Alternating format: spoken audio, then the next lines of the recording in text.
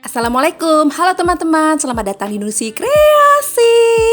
Hari ini aku mau ngajak kita sama-sama belajar dari kambing yang kehidupannya akan dihubungkan dengan filosofi stoikisme. Ya, kali ini judulnya adalah Kambing Gunung yang Tak Gentar. Wah, gimana tuh ceritanya? Yuk langsung aja. Di lereng gunung yang curam, di antara bebatuan granit yang tajam dan padang rumput yang bergoyang ditiup angin, hiduplah seekor kambing gunung bernama Argo.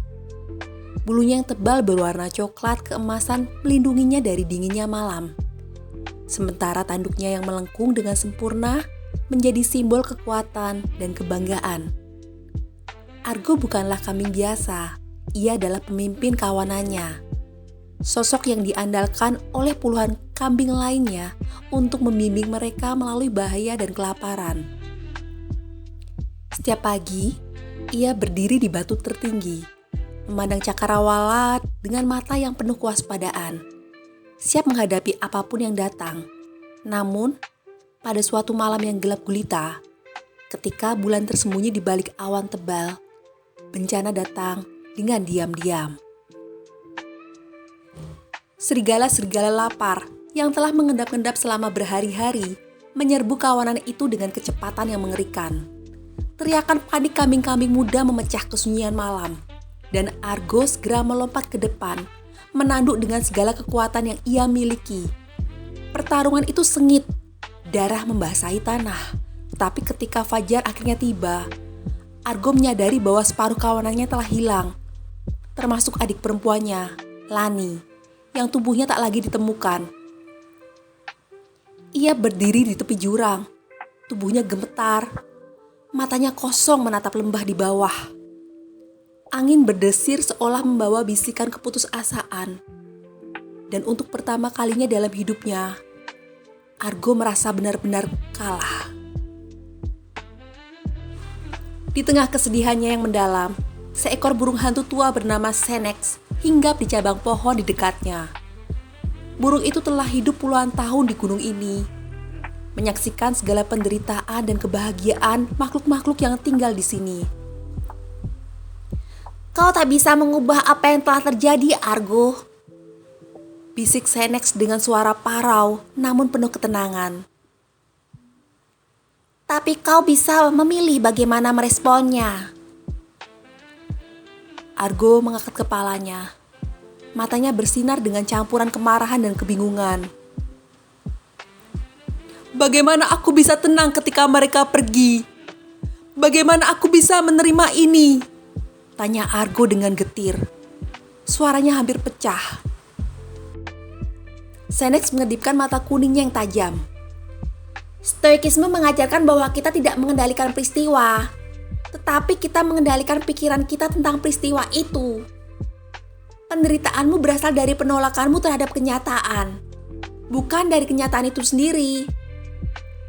Kata-kata itu menggantung di udara, berat dengan makna yang dalam. Argo merenungkannya, mencoba memahami filosofi yang asing baginya. Ia tidak langsung menerimanya, tetapi benih kebijaksanaan mulai tertanam di dalam hatinya. Hari-hari berikutnya, Argo berjalan sendirian, menjelajahi setiap sudut gunung yang dulu ia lewati bersama Lani. Ia melewati sungai kecil di mana mereka biasa minum. Airnya jernih memantulkan langit biru.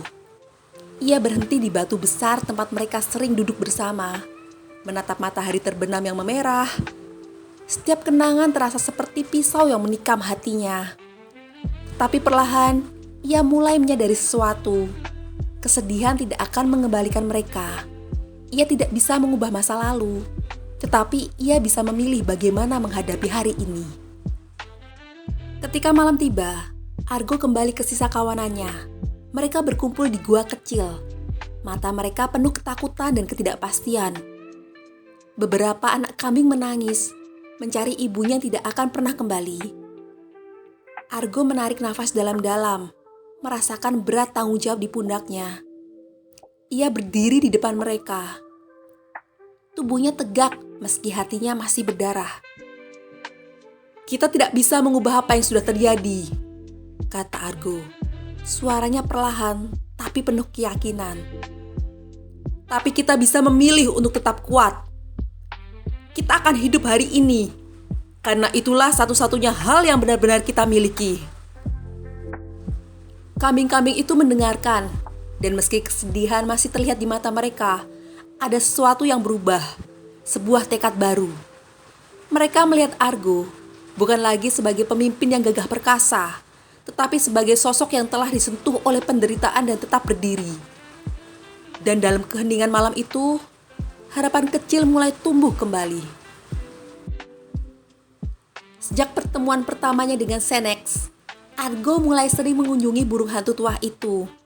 Duduk di bawah pohon tempat ia bertengger, mendengarkan cerita-cerita tentang kehidupan dan filsafat. Suatu sore, ketika matahari mulai tenggelam dan langit berubah menjadi jingga, Senex menunjuk ke sebuah pohon oaks besar yang tumbuh di tengah lereng berbatu. "Lihatlah pohon itu, Argo," kata Senex. "Ia telah bertahan melalui badai, melalui musim dingin yang keras, melalui serangga-serangga, tapi ia tetap berdiri. Kau tahu mengapa?" Argo menggeleng, matanya penuh keingintahuan. "Karena akarnya kuat?" tanya Argo. "Tidak hanya itu," jawab Senex. "Karena ia menerima bahwa badai adalah bagian dari hidup. Ia tidak marah ketika angin mencabut daun-daunnya. Ia tidak menangis ketika salju menekan dahannya. Ia hanya bertahan karena ia tahu bahwa musim semi akan datang lagi." Argo merenungkan kata-kata itu. "Jadi kau mengatakan bahwa kita harus menerima penderitaan tanpa melawan?" "Bukan tanpa melawan," koreksi Senex, "tetapi dengan pengertian bahwa beberapa hal berada di luar kendali kita. Kita bisa berjuang, kita bisa berusaha, tetapi pada akhirnya kita harus menerima bahwa tidak semua hal bisa kita ubah. Yang penting adalah bagaimana kita bisa bertindak dalam hal-hal yang masih bisa kita kendalikan." Pelajaran itu mulai membentuk cara Argo memimpin. Ketika musim hujan tiba dan makanan menjadi langka, ia tidak mengeluh atau menyalahkan langit. Sebaliknya, ia memimpin kawanannya menjelajahi sisi gunung yang baru, mencari rumputan yang masih tersembunyi di balik bebatuan. Ia mengajari mereka untuk tidak panik, untuk tetap tenang, dan berpikir jernih. Suatu hari, seekor anak kambing bernama Kino terjebak di antara dua batu besar. Kawanannya panik, berteriak-teriak tanpa tahu harus berbuat apa. Tapi Argo mengingat ajaran Senex, mengambil nafas panjang dan mendekati Kino dengan langkah tenang. "Diamlah Kino, aku akan bebaskanmu," katanya dengan suara yang menenangkan. Dengan hati-hati, ia menggunakan tanduknya untuk menggeser batu itu, sedikit demi sedikit, sampai akhirnya Kino bisa melompat keluar. Kawanannya bersorak gembira, tetapi yang paling berharga adalah pelajaran yang mereka dapatkan hari itu. Ketenangan dan kebijaksanaan lebih kuat daripada kepanikan. Namun, tidak semua hari mudah. Suatu malam, Argo terbangun dari mimpi buruk. Ia melihat kembali serigala-serigala itu, mendengar teriakan Lani, dan merasa dirinya tidak bisa berbuat apa-apa. Jantungnya berdebar kencang, dan untuk saat, ia merasa seperti kambing yang lemah lagi. Keesokan harinya, ia menemui Senex dengan wajah muram. "Aku masih takut," akunya. "Apakah seorang stoik tidak boleh merasakan ketakutan?" Senex tertawa lembut. "Stoikisme bukan tentang tidak merasakan emosi, Argo. Ini tentang tidak membiarkan emosi itu mengendalikanmu. Kamu boleh takut, tetapi jangan biarkan ketakutan itu membuatmu lari dari tanggung jawab. Kamu boleh sedih, tetapi jangan biarkan kesedihan itu menghentikanmu dari hidup." Argo mengangguk, perlahan memahami bahwa kekuatan sejati bukanlah ketiadaan rasa takut, tetapi keberanian untuk bertindak meskipun takut. Musim dingin tahun itu datang lebih awal dan lebih kejam dari biasanya. Salju tebal menyelimuti gunung, mengubur rumputan, dan membuat sungai membeku. Kawanan Argo mulai kelaparan, dan suasana ketakutan menyebar di antara mereka. Suatu malam, seekor rusa tua dari hutan sebelah datang dengan kabar buruk. Serigala-serigala itu kembali, dan kali ini jumlah mereka lebih banyak. Kawanan Argo gemetar mendengar berita itu. Beberapa kambing muda mulai menangis, sementara yang lain berbicara tentang melarikan diri. Tapi Argo berdiri di depan mereka. Matanya tajam dan penuh tekad. "Kita tidak bisa mengontrol apakah mereka menyerang," kata Argo. "Tapi kita bisa mengontrol bagaimana kita bersiap." Malam itu, Argo mengatur strategi. Ia menempatkan kambing-kambing muda dan lemah di tengah formasi, sementara yang lebih kuat berjaga di lingkungan luar. Ia mengingatkan mereka untuk tidak panik, bahwa ketenangan adalah senjata terbaik melawan ketakutan. Ketika serigala akhirnya datang, suara auman mereka menggemuruh di kegelapan, mengirimkan getaran ketakutan ke seluruh kawanan.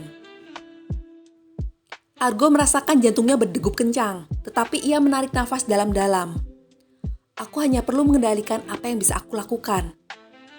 Ia memberi tanda, dan kawanannya membentuk barisan pertahanan. Tanduk-tanduk mereka menghadap keluar. Pertempuran itu sengit. Argo melompat ke depan, menanduk dengan kekuatan penuh, melukai salah satu serigala hingga yang lain ragu. Tapi kemudian, sesuatu yang tidak terduga terjadi.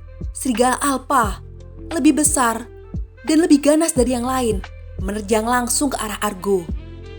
Kedua binatang itu bertabrakan, dan dalam sekejap, Argo merasakan sakit yang tajam di sisi tubuhnya. Darah mengalir deras, tetapi ia tidak mundur. Dengan sisa kekuatannya, ia mendorong serigala itu hingga terjatuh ke jurang kecil.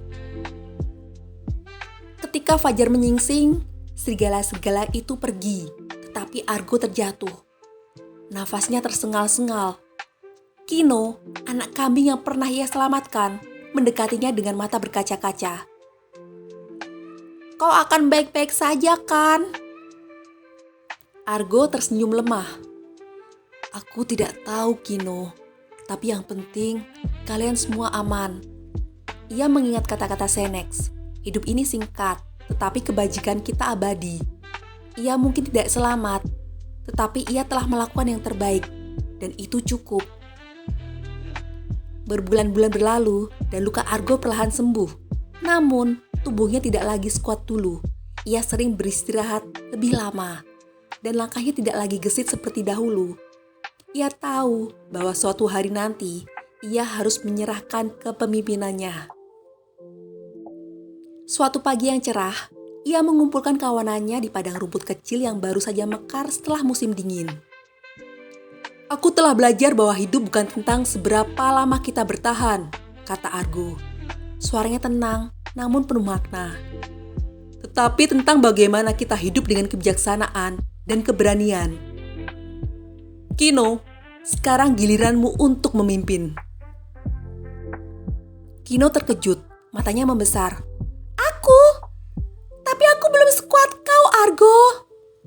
Argo mengangguk. "Kau tidak perlu sempurna. Kau hanya perlu melakukan yang terbaik dengan apa yang kau miliki. Itulah inti dari semua ini."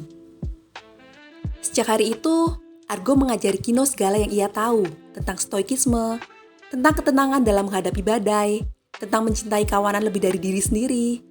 Ia melihat Kino tumbuh menjadi pemimpin yang percaya diri, dan dalam hatinya, ia merasa damai. Suatu pagi, ketika kabut masih menyelimuti lereng gunung, kawanan itu menemukan Argo terbaring tenang di bawah pohon owaks favoritnya. Ia tidak bangun, tapi wajahnya tampak damai, seolah-olah ia hanya tertidur dalam mimpi yang indah. Kino berdiri di depan kawanannya, matanya berkaca-kaca tetapi suaranya tegas.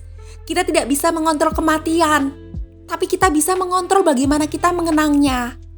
Argo mengajari kita bahwa hidup ini tentang kebijaksanaan, keberanian, dan cinta. Mari kita lanjutkan warisannya." Mereka mengadakan upacara kecil, menandai tempat peristirahatan Argo dengan tumpukan batu yang kokoh. Dan ketika musim berganti, kawanan itu tetap kuat. Tidak karena mereka lupa, tapi karena mereka memilih untuk hidup dengan pelajaran yang Argo tinggalkan.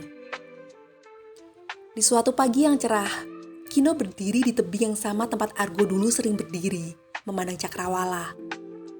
Ia merasakan kehadiran Argo dalam angin sepoi-sepoi, dalam sinar matahari yang hangat. Ia tersenyum. "Terima kasih Argo, aku akan meneruskan warisanmu."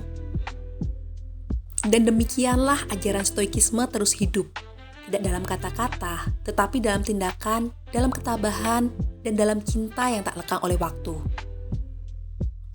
Ya, terima kasih teman-teman sudah mengikuti perjalanan hidup dari Argo, si kambing gunung. Semoga bisa menginspirasi teman-teman semuanya ya. Jangan lupa like, komen, dan subscribe. Wassalamualaikum, terima kasih semuanya.